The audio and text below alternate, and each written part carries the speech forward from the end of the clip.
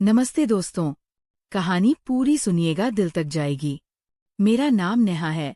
आज मैं आपको अपने परिवार की वो सच्ची घटना बताने जा रही हूँ जिसने हम सबकी जिंदगी हमेशा के लिए बदल दी। उम्र 24 की हो चुकी है। गांव में लोग मुझे देखकर फुसफुसाते हैं, ये लड़की तो पूरी आग का गोला है। साड़ी पहनती हूँ तो पल्लू थोड़ा ढीला रखती हूँ ताकि हवा चले तो थोड़ा सा दिखे जो दिखना चाहिए। ब्लाउज हमेशा थोड़ा टाइट ऊपर का उभार, ऐसा कि लोग नजरें चुरा नहीं पाते। कमर पतली, कूल्हे भरे हुए चलते वक्त लहर मारते। मैं खुद आईने में खड़ी होकर सोचती हूँ, भगवान ने तो कोई कसर नहीं छोड़ी। मम्मी भी मेरी तरह ही थी जवान समय में, और आज भी वैसी ही लगती है। मम्मी का नाम सुनीता है, 42 साल की है। लेकिन कोई कह दे 34 से 35 की तो मैं झगड़ा कर लूंगी। गोरा रंग, लंबे काले बाल, साड़ी हमेशा कमर के थोड़ा नीचे बांधती है। पेट का वह नर्म हिस्सा थोड़ा बाहर रहता है। जब झुकती है तो पल्लू का खेल अलग ही होता है। पापा के जाने के बाद मम्मी ने खुद को बहुत संभाल कर रखा, लेकिन आंखों में वह अकेलापन साफ दिखता था। दादाजी नाम है राम सिंह, 68 साल के हैं, लेकिन गांव के जवान लड़के भी उनके सामने शर्मा जाते हैं। कद 6 फुट का, छाती चौड़ी, हाथों में अभी भी वो पुरानी ताकत। आवाज इतनी गहरी कि सुनकर रोंगटे खड़े हो जाए। लोग पीठ पीछे कहते हैं बूढ़ा नहीं हुआ वो अभी, बस सही मौके का इंतजार कर रहा है। उस साल गर्मियां बहुत तेज थी। मैं कॉलेज की लंबी छुट्टी में घर आई थी, पूरा 1 महीना। ट्रेन से उतरकर जैसे ही घर पहुंची, आंगन में नजारा देखकर पैर ठिठक गए। दादाजी पुरानी लकड़ी की चारपाई पर लेटे थे, सिर्फ एक पतली सूती लुंगी पहने हुए, ऊपर का पूरा बदन नंगा। पसीना उनकी चौड़ी छाती पर चमक रहा था, जैसे तेल लगा हो। मम्मी उनके सिरहाने बैठी थी, एक पुराना हैंड फैन हाथ में लेकर धीरे धीरे झल रही थी। मम्मी की साड़ी पसीने से पूरी चिपक चुकी थी, ब्लाउज गीला होकर बदन से चिपका हुआ था। सब साफ साफ दिख रहा था। पल्लू थोड़ा नीचे सरक गया था। दादाजी की आंखें आधी बंद थी, लेकिन नजर बार बार मम्मी की छाती पर टिक रही थी। मम्मी ने मुझे देखा और मुस्कुराकर बोली, आ गई बेटी, इतनी देर कहाँ लग गई? मैंने बैग नीचे रखा और पास गई।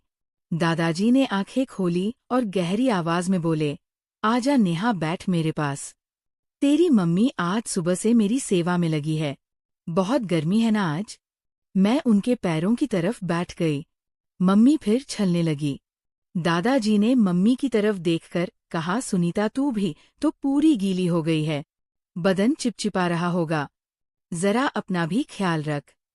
मम्मी हल्के से हंसकर बोली, दादाजी आपकी सेवा में ये सब तो छोटी बात है, आप आराम करें, मैं सब संभाल लूंगी। आप बस लेटे रहिए, मैं ठंडक पहुंचाती रहूंगी। दादाजी ने गहरी सांस ली और बोले, तेरे हाथ की ठंडक तो अलग ही है बेटी, सीधे अंदर तक पहुंचती है। मैं वहां बैठी सब देख सुन रही थी। मन में कुछ अजीब सा लग रहा था, लेकिन मैं चुप रही। फिर मम्मी उठी और बोली, दादाजी मैं आपके लिए ठंडा नींबू पानी बना लाती हूँ। दादाजी ने कहा, हाँ बना ले, लेकिन पहले ये फैन ऐसे ही चलाती रहे, तेरे हाथ की हवा सबसे अच्छी लगती है। मम्मी फिर बैठ गई। झलते वक्त उनका पल्लू और सरक गया। दादाजी मुस्कुराए और बोले, सुनीता तेरी साड़ी आज बहुत खूबसूरत लग रही है, रंग तेरे गोरे बदन पर और निखर रहा है। मम्मी शर्माकर बोली, दादाजी आप भी ना अभी भी इतना ध्यान देते हैं। मम्मी नींबू पानी लेकर आई। दादाजी उठकर बैठ गए। मम्मी ने गिलास आगे बढ़ाया, थोड़ा झुककर। दादाजी की नजर सीधे वहां गई जहां पल्लू के नीचे सब दिख रहा था। नींबू पानी पीते हुए दादाजी बोले, वाह सुनीता, कितना रसीला है, तूने इसमें क्या क्या मिलाया? मम्मी की आंखें नीची हो गई, बोली, बस थोड़ा सा अपना रस डाला है दादाजी, ताकि आपको अच्छा लगे।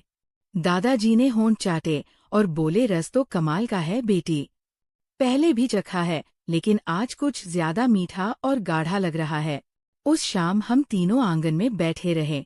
दादाजी पुरानी बातें उन्हें सुना रहे थे, कैसे वो जवान थे, गांव में कुश्ती लड़ते थे, कैसे दादी को पहली बार देखा था।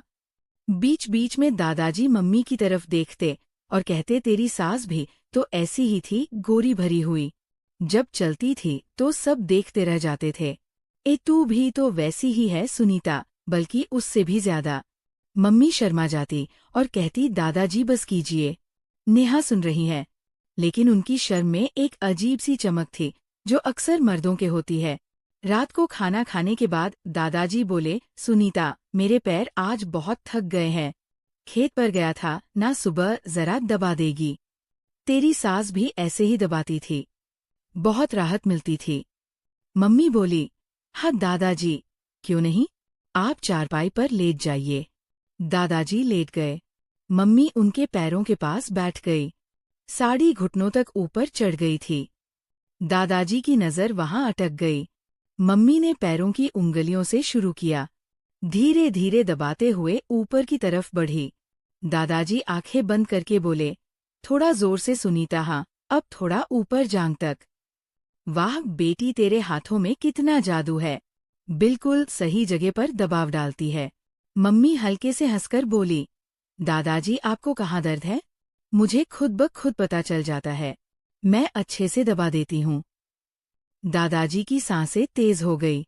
बोले, हाँ बेटी पता चलता है, बहुत अच्छे से पता चलता है। तू जितना चाहे दबा, मैं बर्दाश्त कर लूंगा। मैं कमरे में थी लेकिन दीवार पतली थी। सब सुन रही थी। दिल जोर से धड़क रहा था। अगले दिन सुबह मैं उठी तो मम्मी दादाजी के कमरे में थी। दादाजी बिस्तर पर लेटे थे। मम्मी उनके सिरहाने बैठी चाय पिला रही थी। दादाजी चाय पीते हुए बोले, सुनीता तेरे हाथ की चाय में कुछ अलग स्वाद है, पीते ही बदन में सुबह सुबह गर्मी फैल जाती है।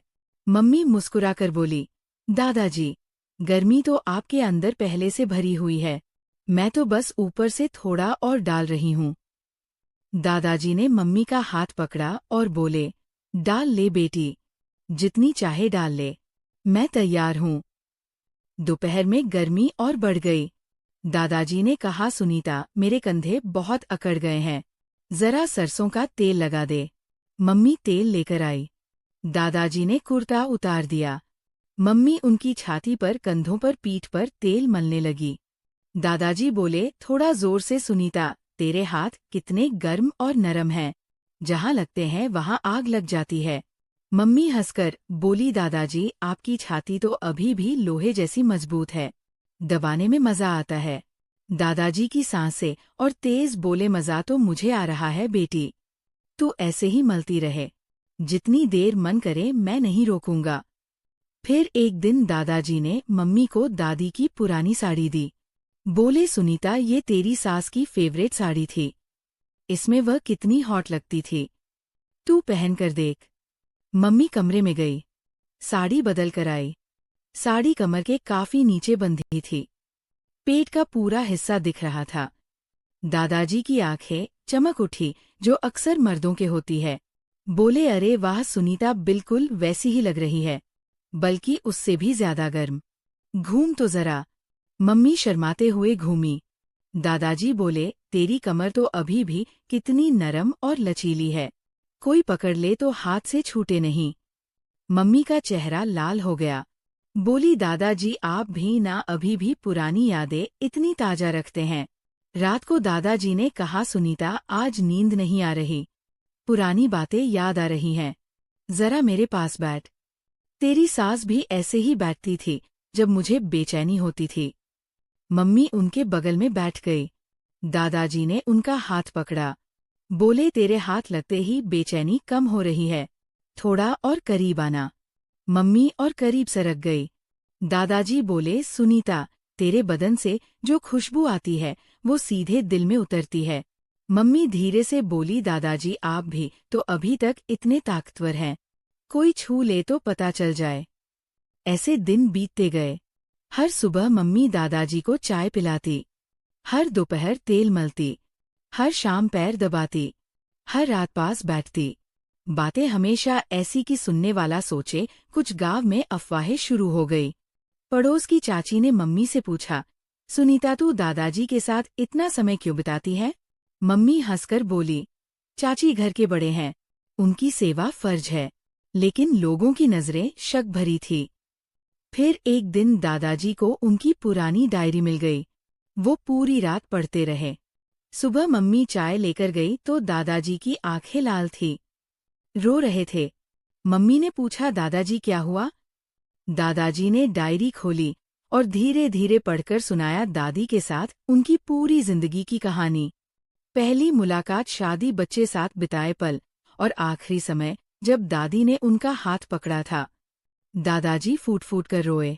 बोले, सुनीता, मुझे सबसे बड़ा डर ये है कि आखिरी समय में कोई अपना ना हो, कोई हाथ पकड़ने वाला ना हो। तेरी वजह से पिछले कुछ महीनों में मैं फिर जी उठा था। तेरी सेवा, तेरा साथ, सब इसलिए था कि मैं अकेला ना महसूस करूं।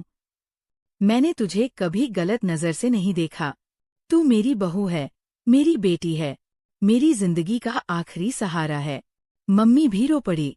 दादाजी को गले लगा लिया, बिल्कुल बेटी की तरह। बोली, दादाजी, मैंने जो कुछ भी किया वो सिर्फ सम्मान था, फर्ज था, बेटी का प्यार था। आप मेरे ससुर हैं, मेरे बाप जैसे हैं। मैं हमेशा आपके साथ हूँ। उस दिन के बाद सब बदल गया। वही सेवाएं जारी रही। सुबह चाय, दोपहर तेल, शाम पैर दबाना, रात पास बैठना, लेकिन अब सबके सामने। कोई छुपाने की बात नहीं। गांव की अफवाहें धीरे धीरे शांत हो गई। लोग कहने लगे, सुनीता ने तो घर के बड़े की जिंदगी बचा ली। आज जब मैं घर जाती हूँ तो दादाजी हंसते हैं और कहते हैं, नेहा, तेरी मम्मी ने मेरे अंदर की सारी आग को सम्मान और प्यार में बदल दिया। मम्मी मुस्कुराती है और कहती है, दादाजी, आपने मुझे सच्ची सेवा और रिश्ते की कीमत समझाई। दोस्तों, ये थी दादाजी और माँ की पारिवारिक कहानी। तो दोस्तों, कहानी आपको कैसी लगी कमेंट करके ज़रूर बताएं। और अगर आप चैनल पर पहली बार आए हो तो चैनल को सब्सक्राइब कर अपना प्यार ज़रूर दिखाइएगा। मिलती हूँ एक ऐसी नई वीडियो के साथ। तब तक के लिए बाय बाय।